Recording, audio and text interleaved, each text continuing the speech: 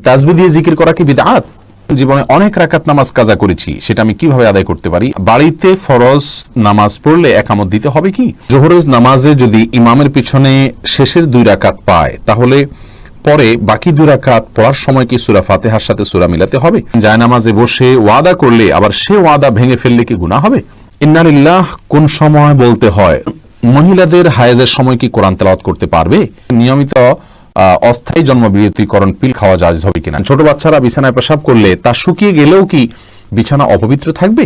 মাসনুন দোয়া, আয়াতুল কুরসি, 3 কুল ইত্যাদি পাঠ করলে আউযুবিল্লাহি বিসমিল্লাহ না পড়লে গুনাহ হবে কিনা? সালাতে একটি সিজদা দিয়ে রুকুতে চলে গেলে রুকু অবস্থায় যদি মনে পড়ে যে একটা সিজদা দিয়েছি, তাহলে করণীয় কি? টি শার্ট পরে কি নামাজ পড়া যাবে? স্ত্রী জাহান্নামে গেলে স্বামীও কি জাহান্নামে যাবে? গোসলের আগে প্রস্রাব করে পানি বা টিস্যু ব্যবহার করা কি জরুরি? নামাজে ঠোঁট বন্ধ রেখে সম্পূর্ণ মনে মনে সূরা কেরাত পড়লে নামাজ হবে কিনা? মহিলারা বাড়িতে নামাজের বিছানা নামাজ পড়ে অনেক সময় বিছানার কর্নার ভাঁজ করে রাখে, তা না হলে শয়তান নাকি দাঁড়িয়ে যায় বিছানায়। কোরআন সুন্নাহ ভিত্তিক কতটুকু সঠিক কথাটি? খালি গায়ে উযু করার বিধান কতটুকু আর উযু সঠিক হয় কিনা জানাবেন। কোরআন শরীফ তেলাওয়াত করার সময় 2 পা গুটিয়ে বসে তেলাওয়াত করতে পারবো কিনা? ছেলেরা যদি জামাতে ফরজ নামাজ আদায় না করে তাহলে নামাজ হবে কি? প্রিয় দর্শক শ্রোতা ভাই বোন, আর দেরি না করে শুরু করি আপনাদের প্রশ্নগুলোর উত্তর দেওয়া। আকিব হাসান প্রশ্ন করেছেন, সুন্নাত সালাত আদায় না করলে গুনাহ হবে কিনা? আবার আমাদের দেশে সালাতের কিছু বিষয় নিয়ে অনেক মতপার্থক্য দেখা দেয়। এমন কথার মানে কি সালাত থেকে দূরে ঠেলে দেওয়া নয় কি? ভাই আকিব হাসান, সুন্নাত সালাত আদায় না করলে বড় কোনো গুনাহ হবে না। গুনাহ তো অবশ্যই হবে। গুনাহ শব্দের অর্থ হলো ক্ষতি। সুন্নাত তরক করলে তো ক্ষতি হবেই। নবী সাল্লাল্লাহু আলাইহি সাল্লাম 5 ওয়াক্ত সালাতের আগে পরে যে সুন্নাতে মুআক্কাদাগুলো, এগুলোকে খুব গুরুত্বপূর্ণ সালাত হিসেবে আদায় করেছেন।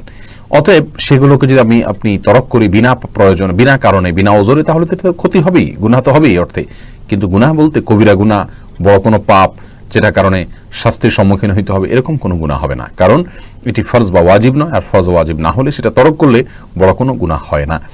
বিনা কারণে এটা না ছাড়াই উচিত। মুসলমান সুন্নাহকে তরক না করাই উচিত। কিন্তু যদি কোনো কারণে মাঝে মধ্যে ছাড়ে, তাতে কোনো অসুবিধা হবে না ইনশাআল্লাহ বিইذনিল্লাহ। এরপরে প্রশ্ন নিয়াজ মোর্শেদ আপনি করেছেন, জোহরের নামাজে যদি ইমামের পিছনে শেষের 2 রাকাত পায়, তাহলে পরে বাকি 2 রাকাত পড়ার সময় কি সূরা ফাতিহার সাথে সূরা মিলাতে হবে? এই বিষয়টি নিয়ে 2 রকমের মত আছে। সূরা মিলানোই সবচেয়ে নিরাপদ এবং আপনার জন্য সবচেয়ে ভালো। বিস্তারিত আমরা বলেছি এর আগে একাধিক ইয়েতে। মাহমুদ হাসান প্রশ্ন করেছেন, গর্দান মাসা করা সুন্নত কিনা? অনেক উলামায়ে কেরাম এটাকে সুন্নাহ বলেন, কিন্তু আসলে বিশুদ্ধ হাদিস দ্বারা গর্দান মাসা করা ওযুর সুন্নাহ হিসাবে প্রমাণিত নয়। এরপরে রাকিব কাজী সালেহ আপনি জানতে চেয়েছেন, খালি গায়ে উযু করার বিধান কতটুকু আর উযু সঠিক হয় কিনা জানাবেন। ভাই রাকিব, ওযুর ক্ষেত্রে শরীয়তে খালি গা বা জামা কাপড় পরা কোনোটি নির্দেশ করেনি। অতএব ওযুর ক্ষেত্রে আমরা খালি গায়ে যদি থাকি তাহলে কোনো প্রকার অসুবিধা নেই। ওযুর ক্ষেত্রে আপনি খালি গায়ে ওযু করতে পারবেন, কোনো সমস্যা নেই ইনশাআল্লাহ। নাবিল শাহরিয়ার জানতে চেয়েছেন, স্ত্রী জাহান্নামে গেলে স্বামীও কি জাহান্নামে যাবে? না ভাই নাবিল, এটা কোনো জরুরি না যে স্ত্রী জাহান্নামে গেলে স্বামীও জাহান্নামে যাবে। লূত আলাইহিস সালাতু ওয়াস সালামের স্ত্রী জাহান্নামে যাবে, কিন্তু তবে লূত আলাইহিস সালাম তো জাহান্নামে যাবেন না। অতএব স্বামী স্ত্রী একে অন্যের জাহান্নামে যাওয়ার উপর অন্য জাহান্নাম নির্ভর নয়, বরং প্রত্যেকের আমল নির্ভর করবে, আমলের উপর নির্ভর করবে তার জান্নাত জাহান্নাম। আল্লাহ সুবহানাহু ওয়া তাআলা বলেছেন, লাইসা লিল ইনসানি ইল্লা মা সাআ, মানুষ নিজে যা করে সেটাই সে পাবে। অন্য কি করলো না করলো তাতে তার কিছু আসবেও না, যাবেও না। আল্লাহ অন্য আয়াতে বলেছেন, লা তাজিরু ওয়াজরাতুন ভিজরা উখরা, একজনের বোঝা, পাপের বোঝা অন্যজন বহন করবেন। অর্থাৎ স্ত্রী অন্যায় করলে তিনি জাহান্নামে যাবেন, স্বামী জাহান্নামে যাবেন না। বিষয়টি এরকম না, যার যারটা আমলের কারণে তিনি পুরস্কার বা তিরস্কারের উপযুক্ত হবেন। এরপরের প্রশ্ন চলে যাচ্ছে, মোহাম্মদ ওমর ফারুক প্রশ্ন করেছেন, ছেলেরা যদি জামাতে ফরজ নামাজ আদায় না করে তাহলে নামাজ হবে কি? নামাজ হয়ে যাবে। একটা হাদিস এক্ষেত্রে আছে, লা সালাতা লিজারিল মসজিদে ইল্লা ফিল মসজিদে, যে ব্যক্তি মসজিদের প্রতিবেশী তার সালাত মসজিদে ছাড়া হবে না। এই হাদিসটির সনদ বিশুদ্ধভাবে প্রমাণিত নয়, হাদিসের সনদের ভিতরে দুর্বলতা রয়েছে। আর সেই কারণে এই হাদিসের সনদের দিকে তাকায় আমরা তার সালাত হবে না সেটা বলবো না। তবে মুসলিমের অবশ্যই জামাতের সাথে সালাত আদায় করা উচিত। নবী সাল্লাল্লাহু আলাইহি ওয়াসাল্লাম যারা বাসায় সালাত পড়ে বা মসজিদে জামাতে শামিল হয় না, তাদের ঘর বাড়ি জ্বালিয়ে দিতে চেয়েছেন। এটা বোঝা যায় এখান থেকে যে জামাতে সালাত আদায় করা ওয়াজিব, বিনা ওজরে এটা তরক করা হারাম এবং গুনাহের কাজ। বাপ্পি রহমান আপনি জানতে চেয়েছেন, গোসলের আগে প্রস্রাব করে পানি বা টিস্যু ব্যবহার করা কি জরুরি? ভাই বাপ্পি, গোসলের আগে পেশাব করার পর আপনি পানি ব্যবহার করলে যথেষ্ট হয়ে যাবে। আর যদি পানি এবং টিস্যু দুইটাই ব্যবহার করেন সেটা ভালো। আল্লাহ সুবহানাহু ওয়া তাআলা কোরআনে কারীমে আহলে কুবার প্রশংসায় আয়াত নাজিল করেছেন, ফিহি রিজালুন ইউহিব্বুনা আন ইয়াতাতাহারু, সেখানে কিছু লোক আছে যারা খুব ভালো করে পবিত্রতা অর্জন করতে পছন্দ করেন। এখানে ভালো করে পবিত্রতা অর্জনের মিনিং কি, অর্থ কি, এ সম্পর্কে বেশি রকম মুফাসসিররা যদিও বলেছেন একটা, কিন্তু অনেক মুফাসসিররা ভিন্ন কিছুও বলেছেন। আর সেটা হলো যারা তাদের ওয়াশরুম ব্যবহার করার পর পানি এবং কুলুহ দুইটাই ব্যবহার করেন, তাদের সম্পর্কে বলা হয়েছে। যাই হোক, এর বাইরে একটা হাদিস দ্বারা সুস্পষ্টভাবে প্রমাণও হয় যে দুইটাই ব্যবহার করা যাবে, বিশেষ করে পেশাবের ক্ষেত্রেও। অতএব দুইটা যদি ব্যবহার করেন সেটা আরো ভালো, অসুবিধা নেই, সুন্নাহ দ্বারা প্রমাণিত, এটাকে বিদআত বলার কোনো কারণ নেই। খালিদ ইবনে শেতাব, আপনি জানতে চেয়েছেন নামাজে ঠোঁট বন্ধ রেখে সম্পূর্ণ মনে মনে সূরা কেরাত পড়লে নামাজ হবে কিনা। ভাই খালিদ, নামাজে যদি আপনি ঠোঁট বন্ধ রেখে মনে মনে সূরা কেরাত পড়েন তাহলে আপনার সালাত হবে না। কারণ ইসলামী শরীয়তে যে সমস্ত জায়গায় আমাদেরকে পাঠ করতে নির্দেশ করা হয়েছে, বলতে নির্দেশ করা হয়েছে, সেখানে আমাদেরকে ঠোঁট এবং জিহ্বার উচ্চারণ করে বলতে হবে। ঠোঁটের যদি ব্যবহার না হয়, জিহ্বার যদি ব্যবহার না হয়, তাহলে সেটাকে বলা হয় না, ওইটাকে বলা হয় মনে মনে কল্পনা জল্পনা করা। আপনাকে বলতে বলা হয়েছে, সূরা পড়তে বলা হয়েছে, আর এই পড়াটা হবে মুখ এবং ঠোঁট নড়লে। যদি না পড়েন তাহলে না নড়ে, তাহলে সেক্ষেত্রে পড়াটা হয়নি। বিধায় মনে মনে যদি আপনি কেরাত পড়েন, সূরা পড়েন, তাহলে সেক্ষেত্রে এটা জায়েজ হবে না। এরপরে প্রশ্ন হলো ফারুক তিতাস, আপনি জানতেছেন মাসনুন দোয়া আয়াতুল কুরসি, তিনকুল ইত্যাদি পাঠ করলে আউযুবিল্লাহি বিসমিল্লাহ না পড়লে গুনাহ হবে কিনা। ভাই ফারুক, মাসনুন দোয়ার শুরুতে আউযুবিল্লাহি বিসমিল্লাহ পড়ার দরকার নেই, কারণ দোয়াগুলাই হলো আল্লাহর জিকির। সরাসরি আউযুবিল্লাহি বিসমিল্লাহ বলার উদ্দেশ্য আল্লাহর জিকির করা। তাছাড়া কোরআন হাদিসে কোথাও আমাদেরকে দোয়াগুলোর আগে বিসমিল্লাহ পড়ার কথা বলা হয়নি, আউযুবিল্লাহর কথা বলা হয়নি। আল্লাহ সুবহানাহু ওয়া তাআলা এরকম নির্দেশ করেননি। কোরআনের ব্যাপারে শুধু বলা হয়েছে, আল্লাহ সুবহানাহু ওয়া তাআলা বলেছেন ওয়াইদা ক্রাআতাল কুরআন ফাস্তাইজ বিল্লাহি মিনাশ শাইতানির রাজিম, যখন কোরআন পড়বে তখন আউযুবিল্লাহি মিনাশ শাইতানির রাজিম পড়ে নেবে। আর নবী সাল্লাল্লাহু আলাইহি সাল্লাম প্রত্যেকটা সূরার আগে বিসমিল্লাহ পড়েছেন। সেই হিসাবে আমরা সূরার আগে যখন পড়বো তখন বিসমিল্লাহ পড়বো, আর তেলাওয়াত যখন শুরু করব প্রথমে তখন আউযুবিল্লাহ পড়বো, এবং সূরা শুরু হলে বিসমিল্লাহ পড়বো। আর যদি সূরা শুরু না হয়, মাঝখানে হয়, তাহলে শুধু আউযুবিল্লাহ পড়বো, যেহেতু শুধু আউযুবিল্লাহ করার নির্দেশ করা হয়েছে। কিন্তু জিকির আজকার শুরুতে আউযুবিল্লাহি বিসমিল্লাহ পড়ার কথা বলা হয়নি, দুরূদের শুরুতে বলা হয়নি, বিধায় আমরা সেগুলো পড়বো না। আর সকাল সন্ধ্যার আজকার যেগুলো পড়বো সেগুলো যখন শুরুতে পড়বো আয়াতুল কুরসি অথবা তিনকুল, তখন অবশ্যই আমরা আউযুবিল্লাহি বিসমিল্লাহ নিয়ম অনুযায়ী সেখানেও পড়বো, কারণ এগুলো কোরআনের আয়াত, যদিও জিকির হিসেবে পড়া হচ্ছে। এরপরে প্রশ্ন দেখতে পাচ্ছি শিলু, আপনি জানতে চেয়েছেন মহিলাদের হায়েজের সময় কি কোরআন তেলাওয়াত করতে পারবে। বোন শিলু, এটা নিয়ে উলামায়ে কেরামের মধ্যে মত পার্থক্য রয়েছে। অনেক উলামাগণ বলেছেন কোরআন তেলাওয়াত মাসিক অবস্থায় মা বোনরা করতে পারবেন, কারণ কোরআনে কারীমের এই রাসূল করিম সাল্লাল্লাহু আলাইহি ওয়াসাল্লামের হাদিসের কোথাও স্পষ্ট করে নিষেধাজ্ঞা বর্ণিত হয়নি। মহিলা সাহাবীরা অনেকেই ছিলেন, কিন্তু কোনো জায়গায় নবী সাল্লাল্লাহু আলাইহি ওয়াসাল্লাম নিষেধ করেছেন স্পষ্টভাবে এটা জানা যায়নি। হায়েজ অবস্থায়, মাসিক অবস্থায় তাওয়াফ করতে পারবেন না, এবং কোরআন স্পর্শ করতে পারবেন না, সালাত পড়তে পারবেন না, সিয়াম পড়তে পারবেন না। এর বাইরে স্বামী স্ত্রীর সহবাস করতে পারবেন না, আর সবকিছু করতে পারবেন, কারণ নিষেধ নাই। আবার এর বিপরীতে কোনো কোনো আসার দ্বারা নিষেধাজ্ঞার প্রমাণ করে থাকেন অনেক উলামায়ে কেরাম, তারা বলেন যে পড়া যাবে না। এই মতটা বরং জামহুরের মত, অর্থাৎ পড়া যাবে না। তো এজন্য না পড়ে আপনি যদি তেলাওয়াত শুনেন সেটা হবে সবচেয়ে নিরাপদ। আর যদি আপনি হাফেজা হন, হিফজের ছাত্রী হন, অথবা কোরআন মুখস্থ আছে আপনার, সে অংশ ভুলে যাবেন মনে হয়, যদি আপনি নিয়মিত এভাবে আপনার পিরিয়ডের সময়টা বাদ দেন, তাহলে সেক্ষেত্রে আপনার জন্য বিশেষ ওজরের কারণে জায়েজ হতে পারে ইনশাআল্লাহ বিদিনা। কিন্তু নিরাপদ হলো না তেলাওয়াত করে এই টাইমটাতে শোনা। যদিও দলিলের দিক থেকে বেশি শক্তিশালী মনে হয় প্রথম মতটাকে, কিন্তু নিরাপদ হলো দ্বিতীয় মতটা, বিধায় না তেলাওয়াত করে শোনাটাই উচিত এবং বেশি উত্তম। আল্লাহু আ'লাম বিসওয়াব। জান্নাত জাহান, আপনি প্রশ্ন করেছেন কোরআন শরীফ তেলাওয়াত করার সময় দুই পা গুটিয়ে বসে তেলাওয়াত করতে পারবো কিনা। পারবেন, কোনো অসুবিধা নেই। কোরআন শরীফ তেলাওয়াত করার সময় আপনাকে দোজানো হয়ে মাটি সালাতের সময় যেভাবে বসেন সেভাবে বসতে হবে এমন কোনো শর্ত নাই। আপনি ইচ্ছা করলে আসন দিয়ে বসতে পারেন বা অন্য কোনো ভাবেও বসতে পারেন, অসুবিধা নাই। কোরআনের প্রতি অসম্মান প্রদর্শন না হয় এরকম কিছু হলেই চলবে ইচ্ছাকৃতভাবে, কিন্তু আপনি আরাম করে বসাতে কোনো সমস্যা নাই, কোরআন হাদিসে কোথাও নিষেধ করা হয়নি। এরপরে প্রশ্ন করেছেন শাহিন বিএম, আপনি প্রশ্ন করেছেন টি শার্ট পরে কি নামাজ পড়া যাবে। ভাই শাহিন, টি শার্ট পরে আপনি সালাত আদায় করতে পারেন। তো মনে রাখবেন সালাত আদায়ের ক্ষেত্রে মৌলিক নির্দেশনা আল্লাহ সুবহানাহু ওয়া তাআলা বলেছেন ইয়া আইয়ুহাল্লাযীনা আমানু খুযু যিনাতাকুম ইনদা কুল্লি মাসজিদ। হে ঈমানদাররা, প্রত্যেক সালাতের সময় তোমরা সুন্দর ভাবে সালাত আদায় করবে, সুন্দর পোশাক পরবে বা সুন্দর পোশাক পরবে। তো এই জন্য এমন কোনো পোশাক পরা উচিত নয় সালাতের সময় যে পোশাক পরে আপনি সম্ভ্রান্ত কোনো জায়গায় যাবেন না, মান্যগণ্য কোনো ব্যক্তির কাছে যাবেন না, সেরকম কোনো পোশাক পরা উচিত নয়। অতএব আপনি চেষ্টা করবেন যে পোশাক পরলে আপনাকে খারাপ দেখা না যায়, দৃষ্টিকটু দেখা না যায়, ভিন্ন ব্যতিক্রম মনে না হয়, এবং আপনি এটা পরে ভালো কোনো জায়গায় যেতে ইতস্তবোধ করেন না, সেরকম পোশাক পরে সালাত আদায় করবেন।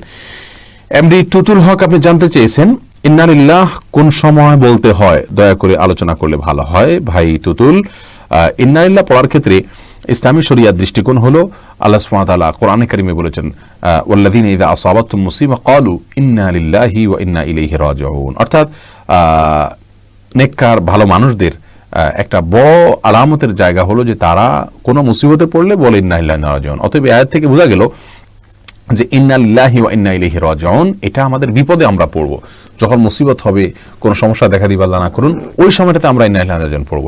ইন্না লিল্লাহি ওয়া ইন্না রাজিউন আমাদের দেশে সাধারণত মানুষ মারা গেলে আমরা পড়ি। কেউ কোনো বিপদে ইন্না লিল্লাহি পড়লে বলে কি কেউ কি মারা গেছে, তার মানে মানুষ মনে করে যে ইন্না লিল্লাহি শুধু মারা গেলেই পড়তে হয়। এটা ভুল ধারণা। আমরা ইন্না লিল্লাহি ওয়া ইন্না ইলাইহি রাজিউন পড়ব যে কোনো বিপদ দেখা দিলেই আমরা ইন্না লিল্লাহি পড়তে পারি। এটাই কোরআনের নির্দেশনা যে কোনো মুসিবতে। শাহনাজ হাফেজ, আপনি জানতে চাইছেন ছোট বাচ্চারা বিছানায় পেশাব করলে তা শুকিয়ে গেলেও কি বিছানা অপবিত্র থাকবে? ছোট বাচ্চারা যদি বিছানায় পেশাব করে, এক্ষেত্রে মনে রাখতে হবে ছেলে বাচ্চা যদি হয় তাদের পেশাবের ক্ষেত্রে কিছুটা ছাড় রয়েছে। ছেলে বাচ্চা যদি হয় আর সে যদি মায়ের দুধের উপরে সম্পূর্ণ নির্ভরশীল থাকে এবং তার মধ্যে যদি অন্য কোনো কিছু যদি সে না খায়, বাহিরের কোনো কিছু খাদ্য হিসাবে সে গ্রহণ না করে, তাহলে সেক্ষেত্রে এই বাচ্চার পেশাবের উপরে শুধুমাত্র পানি ছেটা দিয়ে দিলে সেটা পাক হয়ে যাবে। আর যদি মেয়ে বাচ্চা হয় তাহলে সেক্ষেত্রে পরিপূর্ণভাবে ধুইতে হবে। এটা হাদিস দ্বারা এই ব্যবধান এবং পার্থক্যটা সুস্পষ্টভাবে প্রমাণিত। এখানে কেউ যদি বলেন যে মেয়েদের পেশাবের ক্ষেত্রে এই তারতম্য কেন করা হয়েছে, মেয়েদের প্রতি বৈষম্য কিনা, আমরা বলবো না। মেয়েদের পেশাব হয়তো তার ভিতরে কোনো এমন কোনো দিক রয়েছে পেশাবের যেটা হয়তো আমরা এখনো জানি না, অথবা বিজ্ঞানী হয়তো জানতে পারেন, যার কারণে এটা ধোয়াটা জরুরি করা হয়েছে। সেটাতে দুর্গন্ধের বিষয় থাকুক অথবা অন্য কোনো ক্ষতিকর কোনো কিছু থাকুক যেটা আমাদের কাছে অজানা, কিন্তু ইসলামী শরিয়াত নির্দেশ করেছে, নিশ্চয়ই এর ভিতরে কোনো না কোনো কল্যাণ আছে। আমরা দেখি ইসলামী শরিয়ার নির্দেশকে পালন এবং মান্য করার ভেতরেই কল্যাণ নিহিত আছে। এরপরে প্রশ্ন করেছেন বোন আসমা রহমান আসমা, আপনি জানতে চেয়েছেন জায়নামাজে বসে ওয়াদা করলে আবার সে ওয়াদা ভেঙে ফেললে কি গুনাহ হবে? বোন আসমা রহমান, জায়নামাজে বসে ওয়াদা করা আর স্বাভাবিকভাবে ওয়াদা করা দুইটার ভিতরে তেমন কোনো পার্থক্য নেই। আপনি জায়নামাজের বাইরে বসেও যদি ওয়াদা করেন সেটা আপনাকে রক্ষা করতে হবে, খেলাফ করলে গুনাহ হবে। আল্লাহ সুবহানাহু ওয়া তাআলা সফল মুমিনদের যে সমস্ত গুণের কথা আলোচনা করেছেন কোরআনে কারিমের ভিতরে, তার ভিতরে একটা এটাও যে তারা যা বলে সেটা রক্ষা করে। অতএব আপনি যেটা বলবেন সেটা রক্ষা করতে হবে। আল্লাহ বলছেন ইয়া আইয়ুহাল্লাযীনা আমানু লিমা তাকুলুনা মা লা তাফআলুন, যেটা তোমরা করবে না সেটা কেন বলো? ওয়াদা করবেন, যেটা করবেন সেরকম ওয়াদা করবেন। কোনো অ্যাক্সিডেন্টলি আপনি সেটা করতে পারলেন না, ভিন্ন কথা, কিন্তু জায়নামাজে বসে ওয়াদা করলে যা, জায়নামাজ ছাড়া অন্য জায়গায় ওয়াদা করলেও তা ভিন্ন কোনো বিষয় নয়। সব অবস্থা ওয়াদা রক্ষা করা জরুরি। বাড়িতে ফরজ নামাজ পড়লে একামত দিতে হবে কি? হ্যাঁ ভাই, যদি আপনি একাকী ফরজ সালাত আদায় করেন, অন্য কেউ জামাতে শরীক হতে পারবে সে সম্ভাবনা থেকে আপনাকে জোরে জোরে একামত দিয়ে তারপরে সালাত আদায় করা উচিত। কোন একটি বর্ণনা দ্বারা বোঝা যায়, হাদিসে কুদসিতে আসছে, একজন ব্যক্তি কোন এক জায়গায় রাখাল, তিনি একাকী দাঁড়িয়ে আজান দিচ্ছেন এবং একামত দিয়ে সালাত আদায় করছেন। তার আশা যদি কেউ শরীক হয় তার সাথে, যদিও কেউ সেখানে দেখছেন না আপাতত তাকে, তারপরও তিনি করেছেন, এ ব্যক্তির জন্য বিশেষ ফজিলতের কথা রয়েছে হাদিসে কুদসিতে। যার কারণে আমরা বলি বাসায়ও যদি আপনি একাকী সালাত আদায় করেন, কোনো কারণে জামাত চলে গেলে মসজিদে আপনি একামত দিয়ে নেবেন এবং এমনভাবে পড়বেন যাতে কেউ আপনার সাথে সম্ভব হলে শামিল হতে পারে। এরপরে প্রশ্ন বুলবুল তানিম, আপনি জানতে চেয়েছেন মহিলারা বাড়িতে নামাজ পড়ে অনেক সময় বিছানার কর্নার ভাঁজ করে রাখে, তা না হলে শয়তান নাকি দাঁড়িয়ে যায় বিছানায়, কোরআন সুন্নাহ ভিত্তিক কতটুকু সঠিক কথাটি? ভাই বুলবুল, বাড়িতে নামাজ পড়ার সময় কর্নার ভাঁজ করে রাখা, শয়তান দাঁড়াবে সেই ভয়ে, এটা কুসংস্কার। এর সাথে ইসলামের শরীয়তের কোনো সম্পর্ক নাই। কোরআন হাদিসে কোথাও বলা হয়নি যে কেউ সালাতের জন্য দাঁড়ালে তার জানামাজটা যদি বড় হয় তার কোনায় শয়তান দাঁড়াবে, এরকম কোনো কথা নেই। জামাতবদ্ধ সালাতে পুরুষরা যখন পাশাপাশি দাঁড়িয়ে সালাত আদায় করবেন তখন কাতারের মধ্যখানে যদি ফাঁকা থাকে সেখানে শয়তান দাঁড়ায়, এটা হাদিস দ্বারা বোঝা যায়। এজন্য মানে নির্দেশ করা হয় ওয়ালা তাদাউল ফুরুজাত লিশায়াতিন, অর্থাৎ শয়তানের জন্য কোনো মাঝখানে ফাঁকা জায়গা রাখবে না। কিন্তু জায়নামাজের বা মুসাল্লার কোনাকাংশিতে শয়তান দাঁড়ায় এরকম কোনো কথা ইসলামী শরিয়ার কোথাও নাই, কোরআন হাদিসের কোথাও বলা হয়নি, বিধায় এটি ভিত্তিহীন কথা। আরিফিন, আপনি জানতে চেয়েছেন তাসবিহ দিয়ে জিকির করা কি বিদআত? ভাই আরিফিন, এটা অনেক বন্ধুরা আমাদের বলে থাকেন তাসবিহ গতানুগতিক যে মালা পাওয়া যায় দানার, এটা ব্যবহার করে তাসবিহ পড়াকে বিদআত বলা হয়, কিন্তু আমরা বিনয়ের সঙ্গে এর সঙ্গে দ্বিমত পোষণ করছি। এটাকে আমরা বিদআত বলবো না। কারণ হলো বিদআত বলা হয় কোনো কিছুকে যখন ইসলামের কাজ মনে করে বা সওয়াবের কাজ মনে করে বা সুন্নাহ মনে করে ইসলামের কোন নির্দেশ মনে করে করা হয়, অথচ সেটা সেরকম না, এটাকে বিদআত বলা হয়। যেটাকে ফার্সি ভাষায় মুফতি ফয়জুল্লাহ রহমাহুল্লাহ নামে একজন বড় মনীষী ছিলেন চট্টগ্রামে, বিদআতের বিরুদ্ধে বড় সোচ্চার একজন মনীষী ছিলেন। তিনি তার একটি কিতাবে, ফার্সিতে লেখা রচিত অনেক আগের একটা কিতাবে তিনি লিখেছেন, একটা ছন্দের মাধ্যমে বেদাতের পরিচয় দিন চমৎকারভাবে। তিনি বলেছেন গায়রে দীরা দি সুমুরদান বেদাত, অর্থাৎ যেটা দিন না সেটাকে দিন মনে করা, এটা বেদাত। এখন আসুন, তাসবিহ গণনা করা, এটাকে আলাদা কেউ দিন মনে করে?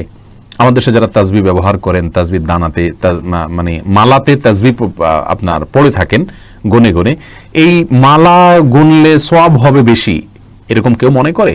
অথবা মালাতেই গুনতে হবে, অন্য কিছু গুনতে পারবে না, এরকম কেউ মনে করে? বা মালাতে গুনলে বিশেষ কোনো ফজিলত আছে, এরকম কেউ মনে করে? এরকম কেউ আমার দৃষ্টিতে, আমার জানা মতে কেউ মনে করে না। তাহলে এটা কিছু দিন বানাই নাই, তাহলে আপনি এটাকে কিভাবে বিদআত বলছেন? হ্যাঁ, আমরা এটা অবশ্যই বলবো, এই মালা ব্যবহার করার চাইতে হাতের কর ব্যবহার করা সুন্নাত সম্মত, এটা উত্তম। বরং আমরা মালার ব্যবহারকে সুন্নার খেলাফ বলতে পারি।